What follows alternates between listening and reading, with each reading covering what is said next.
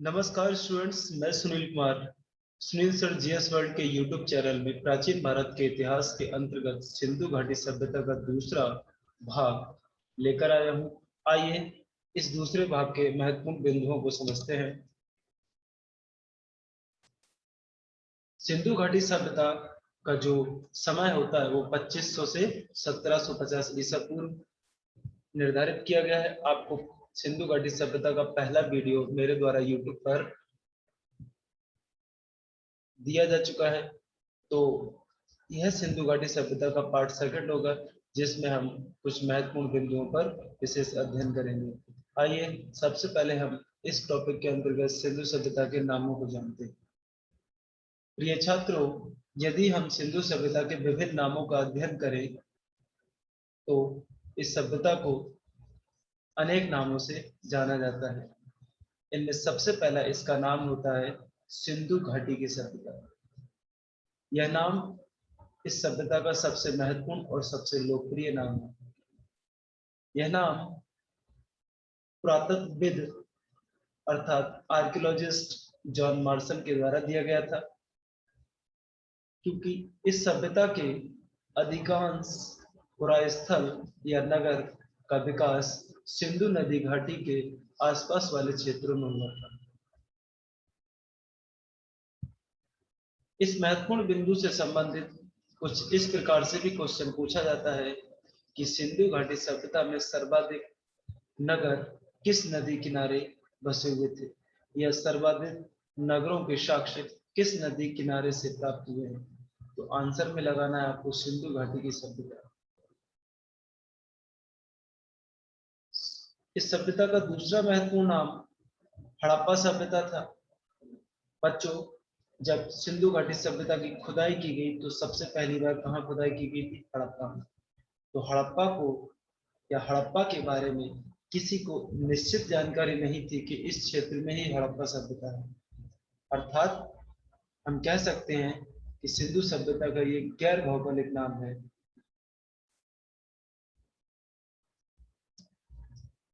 तीसरा महत्वपूर्ण नाम कांस्य युगीन सभ्यता के रूप में मिलता है, क्योंकि सिंधु सभ्यता के लोग तांबा धातु के साथ टिन मिलाकर प्रयोग करते थे, जिससे पहली बार कांसा धातु का निर्माण हुआ।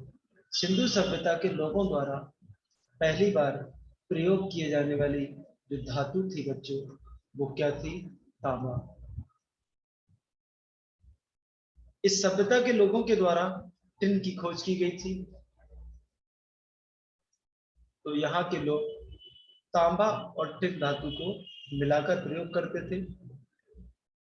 तांबा और टिन को मिलाने से बनता है कांसा अर्थात ब्रॉन्ज। तो एक नए मिक्सचर मेटल की खोज हुई जिसका नाम है कांसा।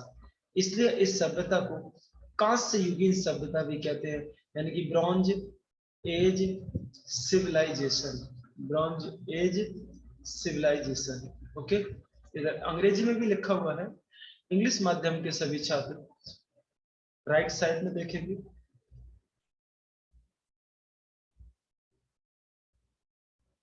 अगला नाम देखते हैं। सिंधु सभ्यता का चौथा महत्वपूर्ण नाम सरस्वती घाटी की सभ्यता के रूप में जाना जाता है, क्योंकि सिंधु सभ्यता में दूसरे सर्वाधिक नगरों की स्थापना सरस्वती नदी की घाटी में देखने को मिलती है। अर्थात सबसे ज्यादा नगर सिंधु नदी की घाटी में मिले और दूसरे सबसे ज्यादा नगर यानी कि सिटीज कहाँ मिले बच्चों? सरस्वती नदी की घाटी में। इसलिए इस सभ्यता को सरस्वती घाटी की सभ्यता भी कहा जाता है। यह क्वेश्चन एसएससी सीजीएल और यूपी पुलिस में कई बार रिपीट हो चुका है कि सिंधु घाटी सभ्यता किस नदी किनारे बसी हुई थी। अब ऑप्शन में सिंधु नदी नहीं था, तो ऐसी कंडीशन बच्चों गंगा, यमुना, सतलज, सरस्वती, क्या लगाओगे? सरस्वती। ओके, आइए सिंधु सभ्यता का पांचवा महत्वपूर्ण नाम क्या है? इस सभ्यता को आद ऐतिहासिक सभ्यता भी कहा जाता है। बच्चों, आद ऐतिहासिक, ये जो शब्द है ना, इतना प्रोटो हिस्टोरिकल। देखिए, मेरे द्वारा यूट्यूब चैनल पर इतिहास का पहला टॉपिक अपलोड किया गया था, जिसको इंट्रोडक्शन ऑफ हिस्ट्री के नाम से जानते हैं। वहां यह बताया गया कि भारत का इतिहास या इतिहास 3 प्रकार का होता है। कितने प्रकार का होता है बच्चों? इतिहास, हिस्ट्री 3 प्रकार का होता है। एक होता है प्री हिस्ट्री, एक होता है, ठीक है ना, एक होता है प्रोटो हिस्ट्री और एक होता है हिस्ट्री। प्री हिस्ट्री उसे कहते हैं जिसके ना तो सोर्स अवेलेबल है ना एविडेंस अवेलेबल है, बल्कि उस हिस्ट्री को अप्रोक्स में स्टडी की जाए, अनुमानित तौर पर अध्ययन किया जाए।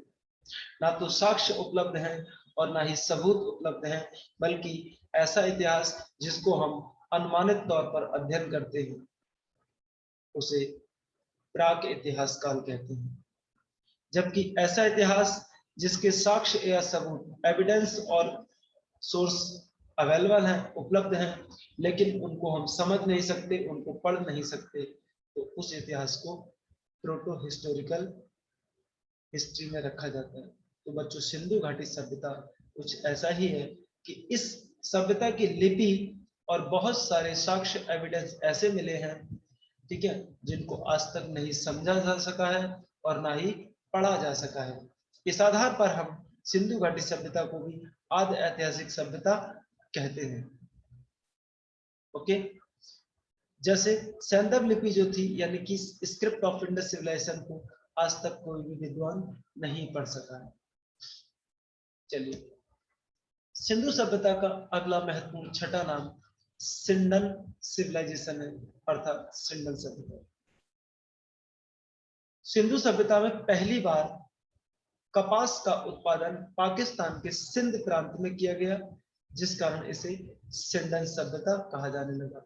बच्चों, इस सभ्यता के लोगों ने पहली बार कपास का उत्पादन सिंध प्रांत में किया है, इसलिए क्या नाम पड़ा? सिंडन सभ्यता। ओके, क्या नाम पड़ा? सिंडन सभ्यता। अगला हम बात करें स्टूडेंट्स, तो सातवां महत्वपूर्ण नाम में हम देखते हैं कि सिंधु सभ्यता के समकालीन सभ्यता मेसोपोटामिया थी। सिंधु सभ्यता के समकालीन सभ्यता कौन सी थी? मेसोपोटामिया, अर्थात मेसोपोटामिया कहां पर? ईरान, दजला फरात नदी किनारे ये सभ्यता विकसित थी, मेसोपोटामिया। तो मेसोपोटामिया से सिंधु सभ्यता का व्यापार बहुत ही ज्यादा होता था, यानी कि क्लोज्ड बिजनेस रिलेशन जो था वो हमारा मेसोपोटामिया कल्चर के साथ था। तो मेसोपोटामिया के इतिहास में सिंधु वासियों को मेलुहा कहा गया है, अर्थात मेलुहा देश के लोग, यानी कि कह सकते हैं कि ये लोग सिंधु सभ्यता को मेलुहा कहते थे। क्या कहते थे? मेलुहा कहते थे। अगला नाम देखते हैं बच्चों, वैदिक काल में आर्यों ने सिंधु सभ्यता के लिए हरियूपिया शब्द का प्रयोग किया है, अर्थात ऋग्वेद में इस शब्द को सिंधु घाटी सभ्यता के संदर्भ में प्रयोग किया गया है, अर्थात आर्यों के द्वारा इसे हरियूपिया कहा जाता था। तो ये थे सिंधु घाटी सभ्यता के महत्वपूर्ण। आप स्टूडेंट्स इन सभी फैक्ट को अपने नोटबुक में नोट करते चलेंगे। ऐसे स्टूडेंट जो मेरा वीडियो पहली बार देख रहे हैं वो चैनल को सब्सक्राइब कर देना और साथ ही साथ सारे महत्वपूर्ण बिंदुओं को समझते हुए नोट डाउन करते चलेंगे। ये टॉपिक तभी आपको क्लियर हो पाएगा। इसका फर्स्ट वीडियो मेरे द्वारा पहले ही अपलोड किया कर चुका हूं। चलिए आइए अगला पॉइंट देखते हैं इस वीडियो में। सिंधु सभ्यता के जनक, निर्माता या पिता। यहां बात आती है कि इंडस सिविलाइजेशन के फादर, क्रिएटर या फाउंडर कौन थे। तो देखते हैं बच्चों, यदि सिंधु घाटी सभ्यता के जनक या निर्माता या पिता का अध्ययन किया जाए तो खुदाई के दौरान प्राप्त नर कंकालों के आधार पर निम्नलिखित प्रजातियों को सिंधु सभ्यता का जनक माना जाता है। हम कह सकते हैं कि इंडस वैली सिविलाइजेशन का आज तक कोई व्यक्ति नहीं मिला। ये सभ्यता आज से 5000 साल पहले विकसित हुई, तो इतने लंबे समय तक उस सभ्यता के व्यक्ति नहीं रहे होंगे। लेकिन जब सभ्यता नष्ट हुई तो बहुत सारे व्यक्ति उस सभ्यता में दफन हो गए। खुदाई के दौरान उन व्यक्तियों के नर कंकाल प्राप्त हुए। उन नर कंकालों को आज की दुनिया में, वर्तमान दुनिया में जितनी प्रजातियां हैं उनसे मैच कराया गया। तो पूरी सिंधु घाटी सभ्यता में सबसे ज्यादा जो नरकंकाल प्राप्त हुए थे वो भूमध्य सागरीय प्रजाति के प्राप्त हुए। इस प्रकार दूसरे सबसे ज्यादा नरकंकाल प्रोटो ऑस्ट्रेलाइट प्रजाति के, और तीसरे मंगोलियाई प्रजाति के, और चौथे अल्पाइन प्रजाति के नरकंकाल प्राप्त हुए। तो इन्हीं स्पीशीज यानी कि प्रजाति, इन्हीं प्रजातीय लोगों को सिंधु घाटी सभ्यता का जनक कहा जाता है।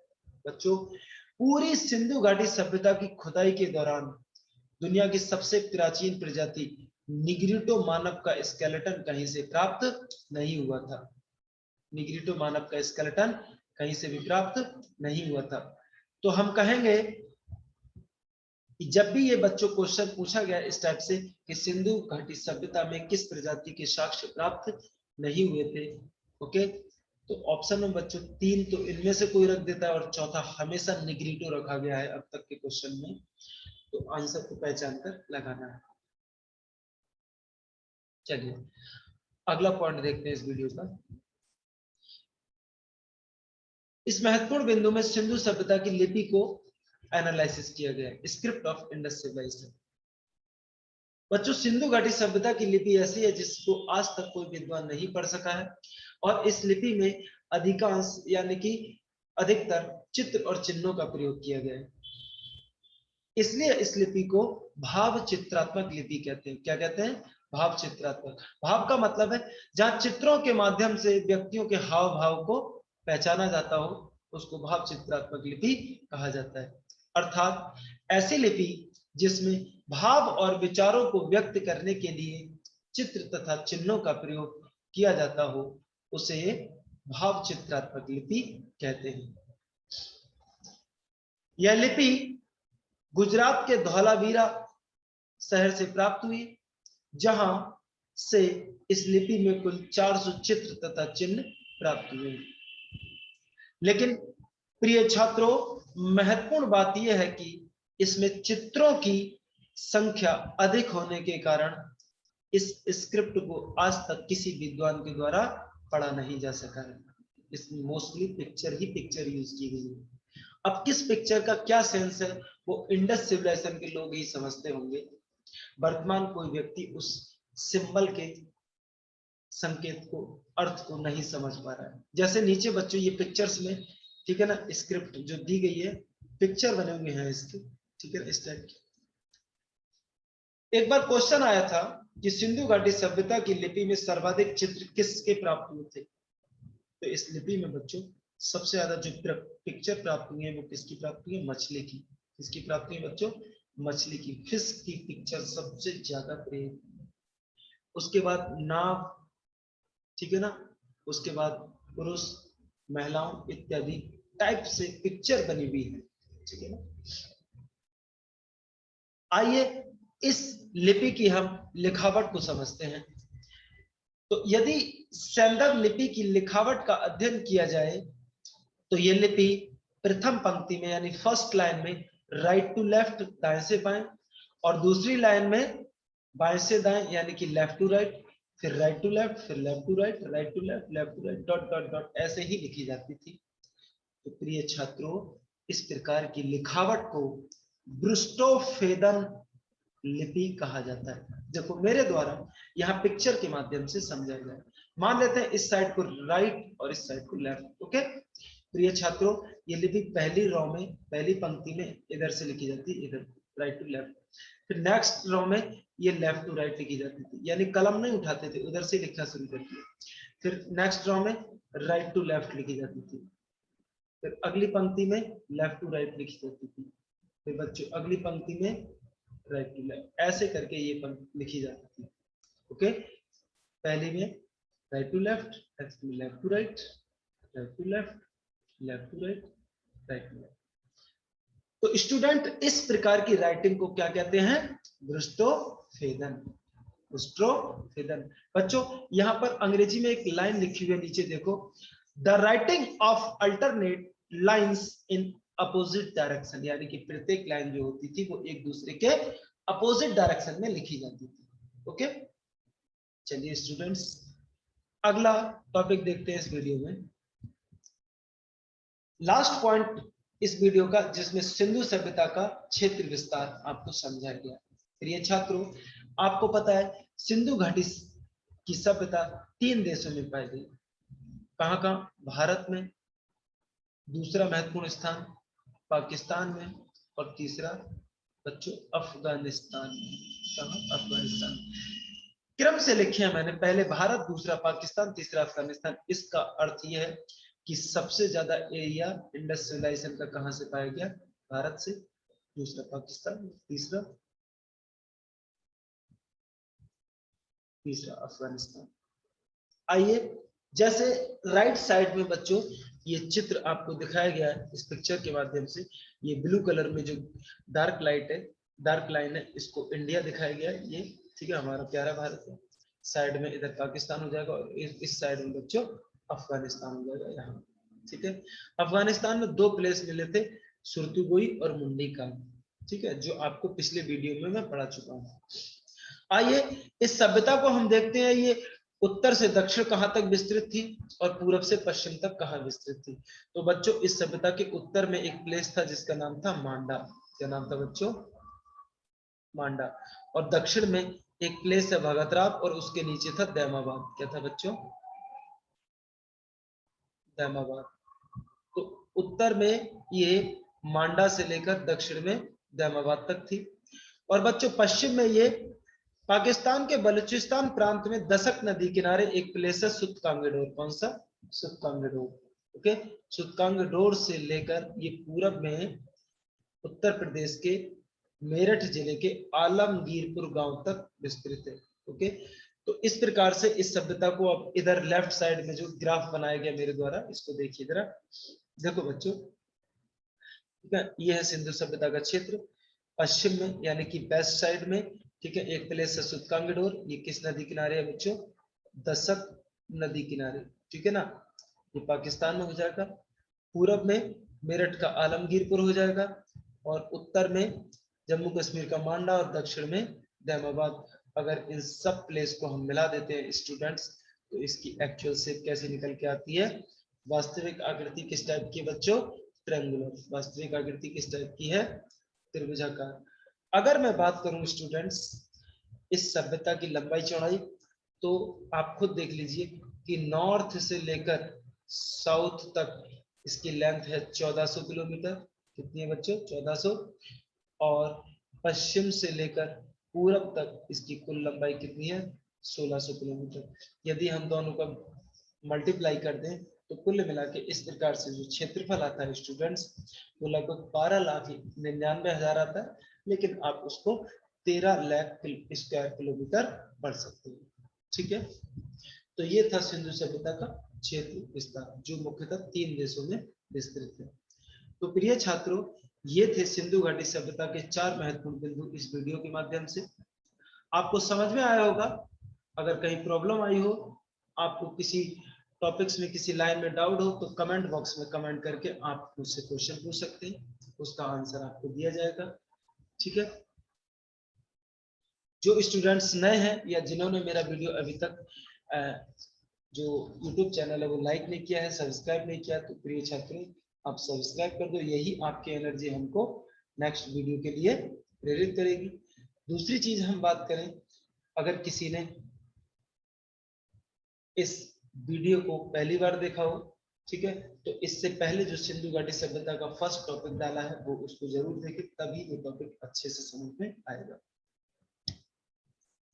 तो थैंक यू स्टूडेंट्स इस वीडियो को देखने के लिए। इस वीडियो से संबंधित महत्वपूर्ण क्वेश्चन या क्विज मेरे टेलीग्राम चैनल @sunilsir_gs पे मिल जाएंगे। ठीक है ना बच्चों, इस वीडियो को लाइक करो, शेयर और सब्सक्राइब करो। Thank you students.